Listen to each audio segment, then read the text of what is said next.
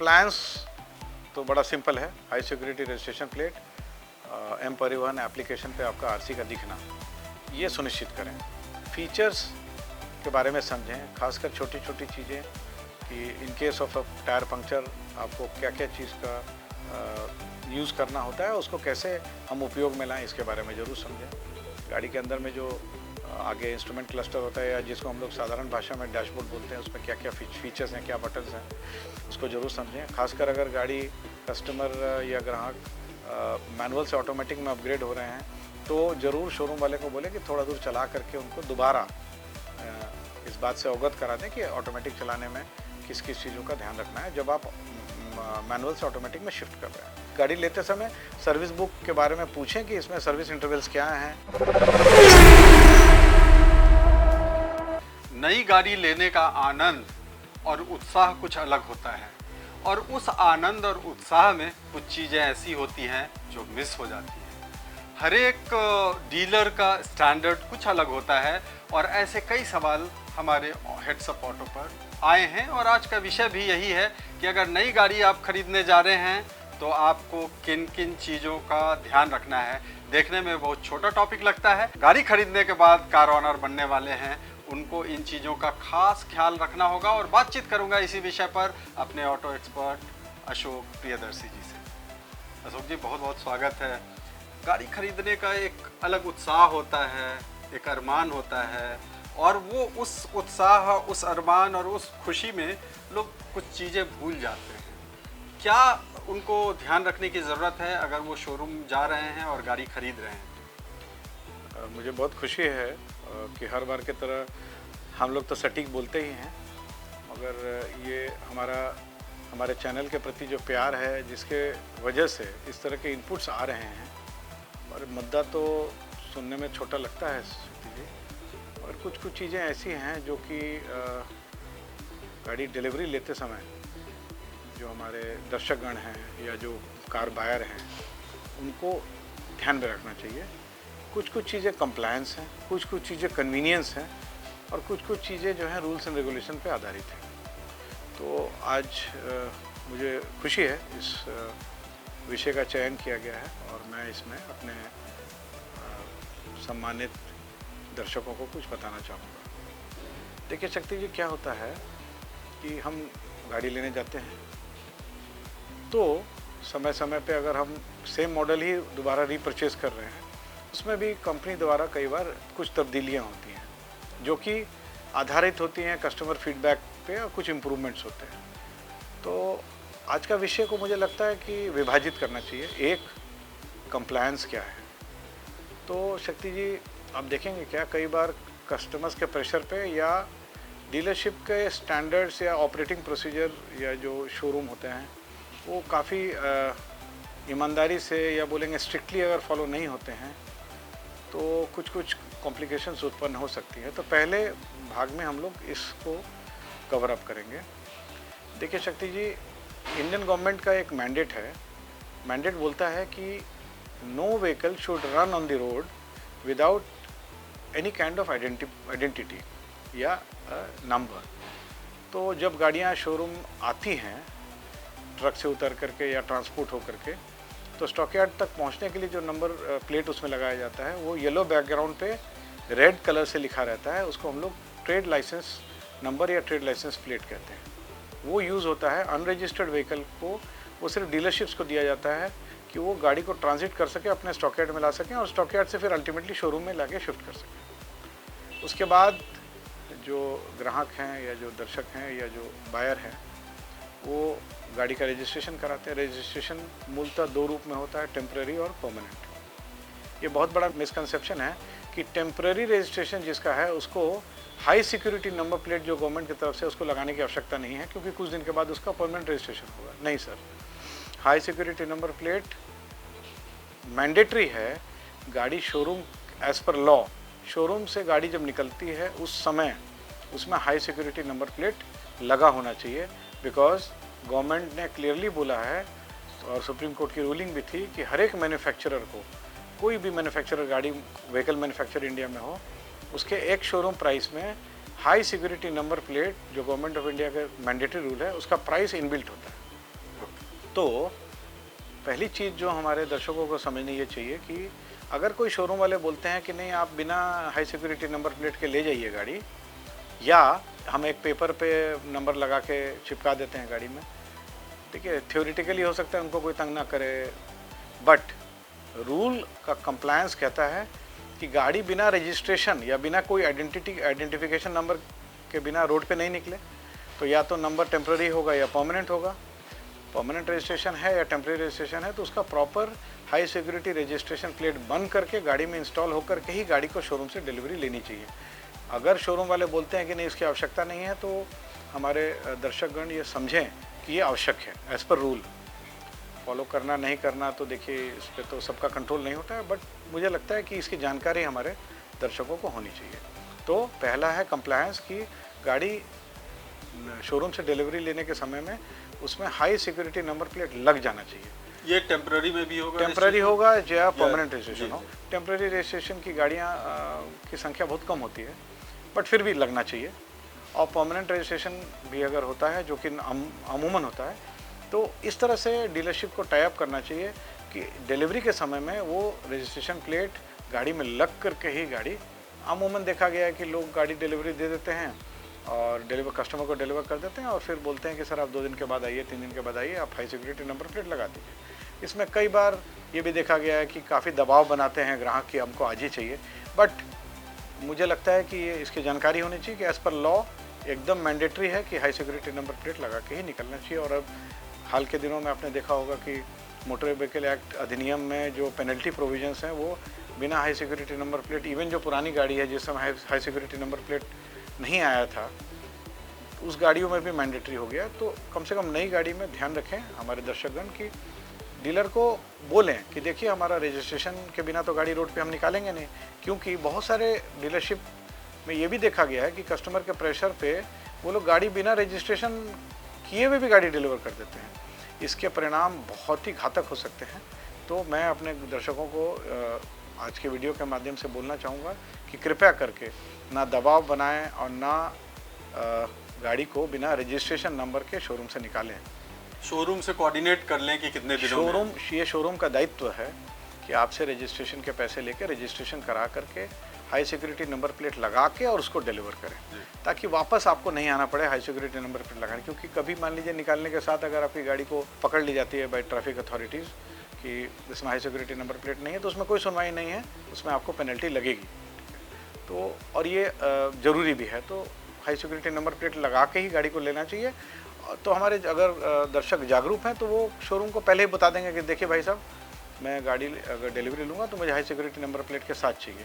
और मैं अपने दर्शकों को ये आग्रह करूँगा कि कृपया करके इसकी इंपॉर्टेंस को समझें और उस पर बहुत ज़्यादा दबाव नहीं बनाएं। हो सकता है एक आध दिन ज़्यादा लगने दीजिए, कोई बात नहीं। दूसरा जो एस्पेक्ट है बहुत इम्पॉर्टेंट है, वो ये है कि अमूमन कुछ राज्यों में छोड़ करके अमूमन गाड़ी जब शोरूम से डिलीवरी होती है तो रजिस्ट्रेशन नंबर तो पता चल जाता है कि इस पर क्या अलॉट हुआ है, बट जो आरसी है, जो जिसको हम लोग रजिस्ट्रेशन सर्टिफिकेट कहते हैं या कार्ड जो होता है, ये उस समय तक ग्राहकों को नहीं मिल पाता है। कुछ दिन के बाद उनके एड्रेस पे जाता है। कुछ राज्यों में शोरूम वाले उनके घर तक पहुंचाते हैं। वो ऑल्दो मैंडेटरी ये है कि एड्रेस वेरिफिकेशन का ये सेकेंड स्टेप है कि जो एड्रेस परचेज़र ने दिया है रिकॉर्ड्स में, वहाँ पे बाई पोस्ट जाता है और वही सबसे बढ़िया तरीका होता है, क्योंकि उसमें गवर्नमेंट कंफर्म हो जाती है कि सही ये एड्रेस जो दिया वो भी सही है। It's a cross check.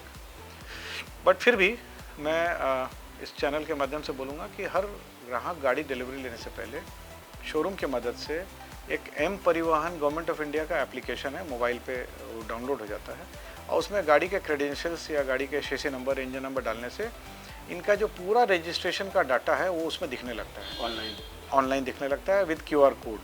तो अगर आपके पास फिजिकल रजिस्ट्रेशन सर्टिफिकेट नहीं भी है तो ये मान्य है, एज़ पर लॉ मान्य है। अगर आपकी गाड़ी कोई पकड़ता है तो आप उस एप्लीकेशन से दिखा सकते हैं ये गाड़ी रजिस्टर्ड है और ये उसके क्रेडेंशियल्स हैं, उस पर QR वगैरह भी रहता है। तो ये दो चीज़ें तो मुझे लगता है कंप्लायंस के हिसाब से, और इंश्योरेंस तो कहने की बात नहीं है, बिकॉज विदाउट इंश्योरेंस तो रजिस्ट्रेशन होगा भी नहीं। तो नंबर प्लेट और गाड़ी का जो रजिस्ट्रेशन सर्टिफिकेट है वो एम परिवहन में कम से कम आपके मोबाइल पे आ जाए तो आप सेफ हैं as far as law is concern. मतलब फिजिकल अगर आरसी नहीं पहुंचा है तो आप एम जी परिवहन जी दिखा जी के एम परिवहन, हाँ वो वैलिड है, मतलब एज पर रूल आप एम परिवहन दिखाते हैं तो वो मान्य है जी जी ये कि ये ऑथेंटिक है। एम परिवहन में ही जो चालक है उनका ड्राइविंग लाइसेंस भी आ जाता है और वो भी मान्य है। अगर वो भी आप अथॉरिटीज़ को दिखाते हैं तो उनको मानना पड़ेगा। ये तो हो गया कंप्लायंस का पार्ट। अब दूसरा पार्ट ये है शक्ति जी कि ग्राहक जब गाड़ी लेते हैं या हमारे दर्शकगण जब में से कोई भी गाड़ी लेते हैं तो कुछ तो फीचर्स हैं जो गाड़ी के साथ आते हैं।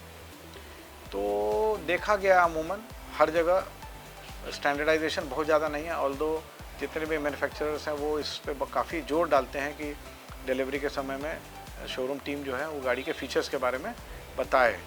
तो मैं अपने दर्शकों को ये आग्रह करना चाहूँगा इस वीडियो के माध्यम से कि थोड़ा समय निकाल के जाएं, और अगर आप असंतुष्ट हैं कि जो टीम आपको डिलीवरी के समय में गाड़ी के फीचर्स के बारे में बता रही है उसके बातों से आप असंतुष्ट हैं, तो आप कृपया करके शोरूम के सीनियर ऑफिशियल्स को बोल करके कोई टेक्निकल असिस्टेंस लें, ताकि गाड़ी निकालते समय आपको मेजॉरिटीली मतलब ज़्यादा से ज़्यादा इन्फॉर्मेशन उस गाड़ी के उस पर्टिकुलर मॉडल या जो गाड़ी है उसके जो फीचर्स हैं उसके बारे में आपको जानकारी हो। नहीं तो आपको स्ट्रेस होता है, बाद में आपको कुछ कन्फ्यूजन होता है, फिर आप फ़ोन करते हैं, फिर वो कम्युनिकेशन गैप होता है।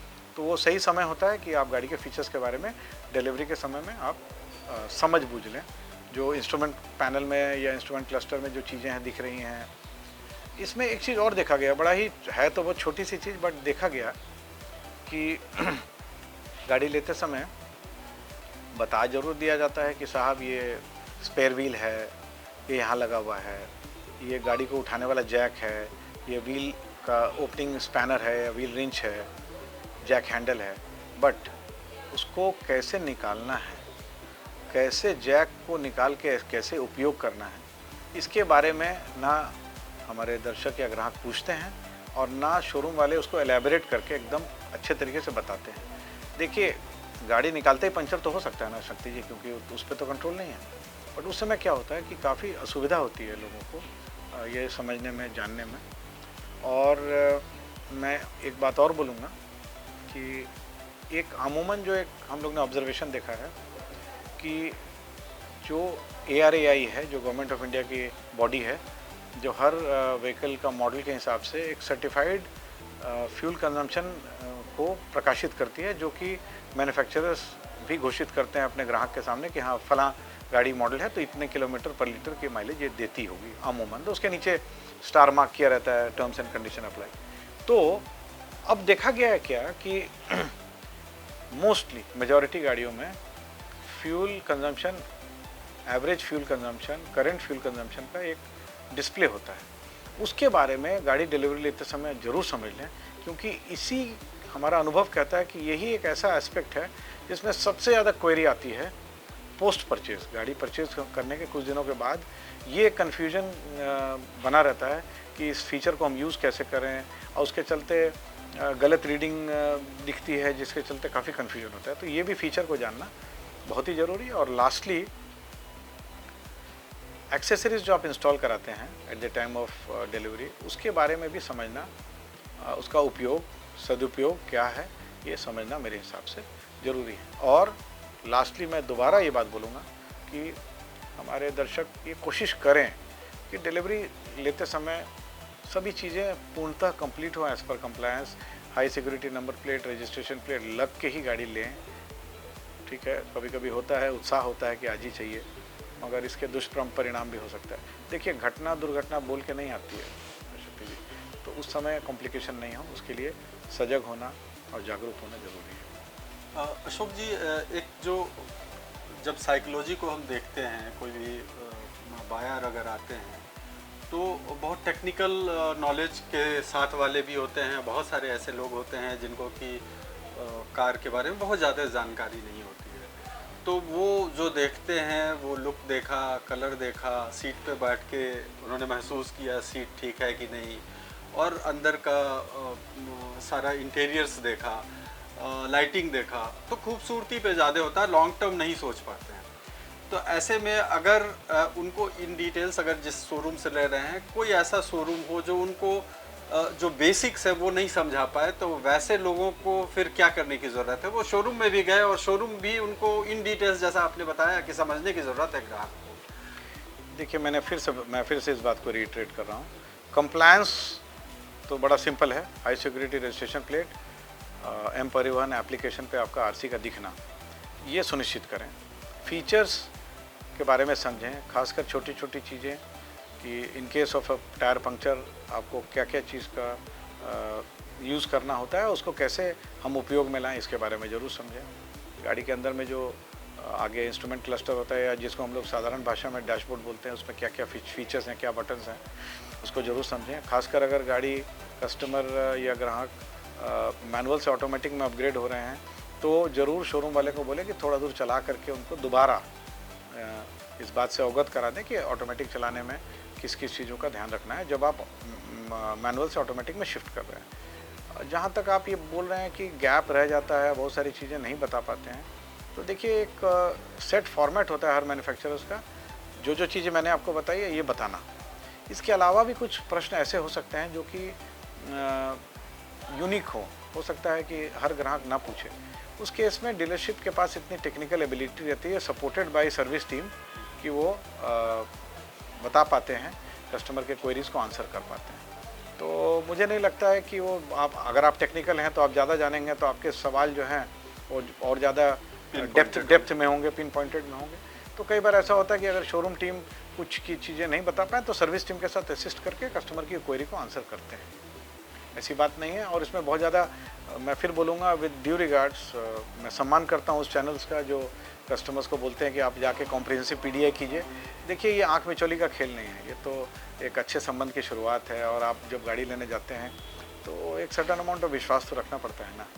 सर एक चीज़ और है, मैन्युफैक्चरर्स ओईएम जो है वो बताते हैं कि गाड़ी का सर्विसिंग जो कि 1 साल तक होता है, तो उसको भी बिल्कुल स्ट्रिक्टली फॉलो करना चाहिए। जी एकदम बताया जाता है। और आप ये बहुत अच्छा प्रश्न है या अच्छा आपने पॉइंट रेस किया है कि सर्विस की जो शेड्यूल है, फ्री सर्विस हो या पेड सर्विस, इसके बारे में अमूमन डीलरशिप्स बताती है। बट अगर नहीं भी बताती है तो मैं आग्रह करूँगा कि दर्शकों से कि आप गाड़ी लेते समय सर्विस बुक के बारे में पूछें कि इसमें सर्विस इंटरवल्स क्या हैं, वारंटी, क्योंकि वारंटीज हो सकता है कि आपकी डिस्टर्ब हो जाए अगर आप सर्विस शेड्यूल को फॉलो नहीं करते। तो अच्छा पॉइंट है शक्ति जी, उसके बारे में भी नॉर्मली शोरूम बता देता है, बट अगर नहीं बता रहा है तो हमारे दर्शकों को भी पूछ लेना चाहिए। बहुत बहुत धन्यवाद अशोक जी। तो गाड़ी खरीदने की खुशी में तनाव का ग्रहण न लगे, इस बात को ध्यान में रखते हुए हमने इस विषय का चयन किया है। और इस विषय के चयन में हमारा मेल पर जो आप लोगों का प्यार, स्नेह और मार्गदर्शन मिला है वो बड़ा आधार रहा है। ऐसे ही स्नेह देते रहें, कमेंट करते रहें, मेल करते रहें। हम आपके हर सवाल का इन डिटेल्स में अपने ऑटो एक्सपर्ट से बात कर आप तक पहुंचाऊंगा कंटेंट को। और आपको ज़रूरी है कि आप हेड्सअप ऑटो को लाइक कीजिए, सब्सक्राइब कीजिए, बेल आइकन दबाइए और हमारे फेसबुक और इंस्टाग्राम को भी फॉलो कीजिए। तब तक दीजिए शक्ति प्रकाश को इजाज़त। बहुत बहुत धन्यवाद।